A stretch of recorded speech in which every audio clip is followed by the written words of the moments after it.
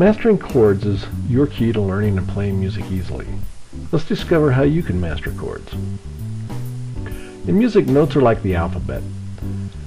Many music students play note by note, and this is like reading a word letter by letter. Instead of saying dog, you would read it as D-O-G. Chords are like words in stories. Understanding a chord is made up of a series of notes allows you to express your music as a story. These chords are made up of 3 or more notes. They can be close or far apart. Chords can be made up of stacked notes or played sequentially, as in a broken set of notes. If you read just the notes, you do one at a time and it slows you down. If you read them as chords, you know what notes you will be playing already. The basic chord is called a triad. It is made up of 3 notes spaced at 3 or 4 half steps apart. Using combinations of these steps, you can produce 4 types of chords. They are called major, minor, diminished, and augmented.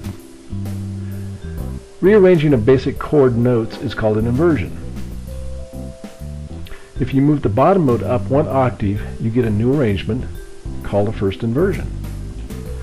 Move the next one up and you get a second inversion. Learning these patterns and doing specific exercises allows you to master the pattern and shape of the chords.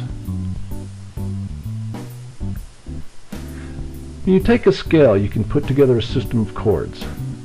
These chord notes are all based on the scale being used. They make up a harmonic system related to a specific key signature. They create what are called major and minor diatonic harmonic systems. These systems can be made up of various chord types.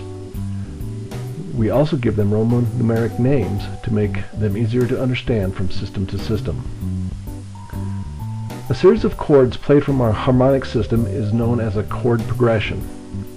If you were to play these chords in the root position, you would be jumping all over the place. By using close chord progressions, you realize you can utilize chord inversions. Which inversions you use will often be determined by where you're going with your melody line and what common notes are available. By adding one of these possible 7th intervals to the 4 basic types of chords, you can create 7 other types of chord known as 7th chords. They are the drivers in music, and when played have a soft to hard driving motion toward other chords. The note grouping called a tritone is the driver. However, the chord known as the major 7th can be a home landing chord.